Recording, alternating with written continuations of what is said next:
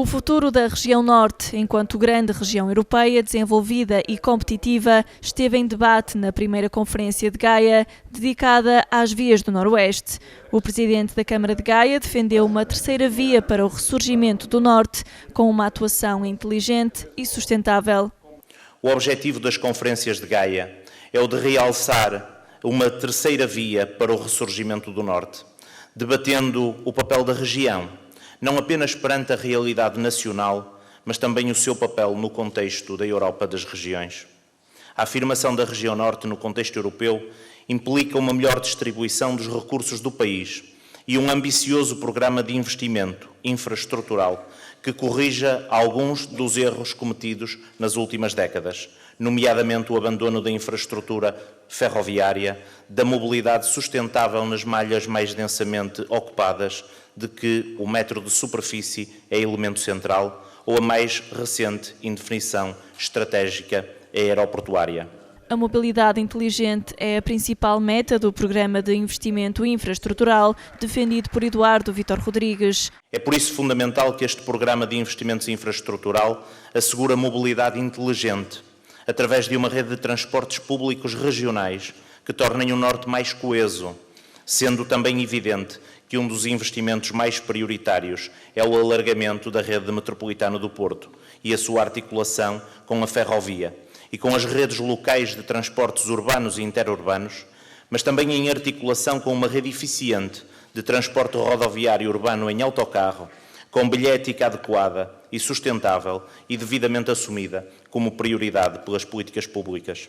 O primeiro-ministro António Costa associou-se à primeira Conferência de Gaia, enumerou as mais-valias do Norte e anunciou as prioridades estratégicas e os novos modelos de financiamento para a região. Assumimos no programa do Governo que vamos dar prioridade a investimentos seletivos e complementares, que permitam valorizar o investimento de base já realizado e que criem sinergias e potenciem os recursos existentes.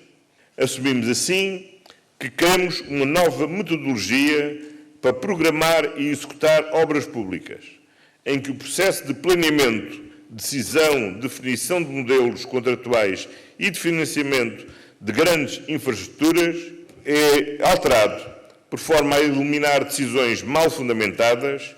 Vamos finalmente dar início à implementação dos Pactos de Desenvolvimento e Coesão Territorial, celebrados com as comunidades intermunicipais e as áreas metropolitanas, e vamos já daqui a 2 semanas lançar o Plano de Dinamização de Investimento de Proximidade, com mais de 300 milhões de euros de fundos comunitários.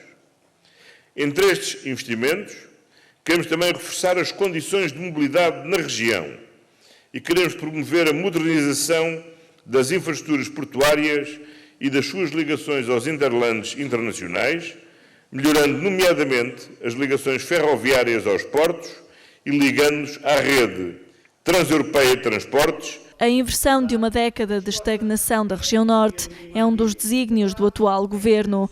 O ministro do Planeamento e das Infraestruturas referiu-se ao potencial dos fundos europeus para a recuperação dos níveis de crescimento e coesão do Norte. O Programa Operacional Norte 2020 disponibilizará cerca de 3,3 mil milhões de euros de apoios para potenciar o crescimento inteligente, sustentável e inclusivo da região.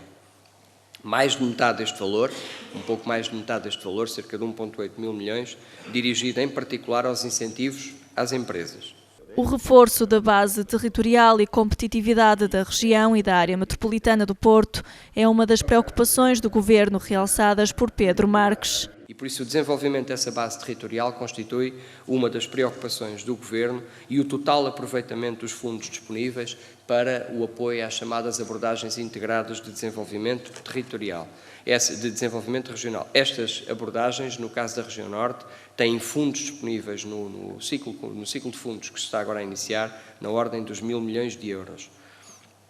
Estes investimentos devem também, é uma nota que eu gostava aqui de deixar, a toda a região Norte neste caso, devem também promover a redução das assimetrias intrarregionais, potenciando a convergência real, tal como o procuram fazer a nível global no país ou mesmo ao nível europeu.